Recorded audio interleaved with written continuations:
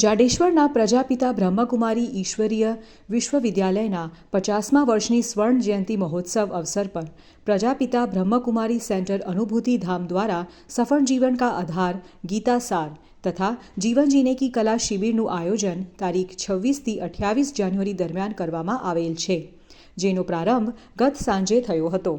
શિબિર 3 દિવસ રોજ સાંજ 7 થી 8.5 કલાક દરમિયાન યોજાઈ રહી છે, જેમાં શિબિરના વક્તા માઉન્ટ આબુથી ધારેલ રાજયોગીની બ્રહ્મકુમારી ઉષા દીદી રસપાન કરાવી રહ્યા છે.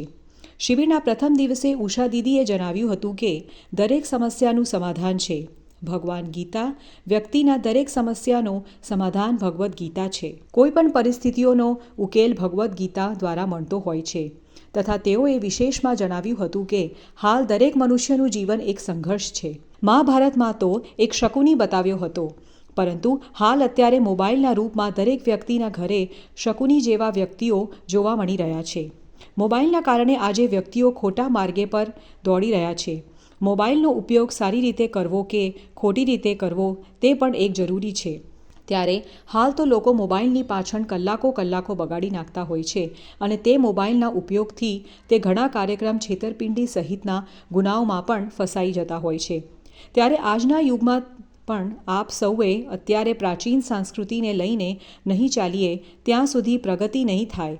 તેથી હવે આપને મોબાઈલનો ઉપયોગ યોગ્ય કામકાજ માટે જ કરવો, તેમજ આપણા બાળકો સંતાનોને પણ મોબાઈલના ખોટા ઉપયોગથી દૂર રાખવા સહિત આજે સફળ જીવન કા આધાર ગીતા સાર તથા જીવન જીને કી કલા શિબિરના પ્રથમ દિવસે ખૂબ જ મોટી સંખ્યામાં બ્રહ્મકુમારી સેન્ટરની સમર્પિત બહેનો, માઉન્ટ આબુ જ્ઞાન સરોવર તથા ભરૂચ સબ ઝોન ઇન્ચાર્જ પ્રભા દીદી, ભરૂચના સાંસદ મનસુખભાઈ વસાવા, જંબુસરના ધારાસભ્ય ડી.કે. સ્વામી, ભરૂચ સનાતન ધર્મના ગાદીપતિ સોમદાસ બાપુ સહિતના અગ્રણીઓ, અનામી વ્યક્તિઓ તેમજ ખૂબ જ મોટી સંખ્યામાં બ્રહ્મકુમારી સેન્ટરના અનુયાયીઓ સહિત ખૂબ જ મોટી સંખ્યામાં ભાઈ બહેનો ઉપસ્થિત રહી શિબિરનો લાભ લીધો હતો.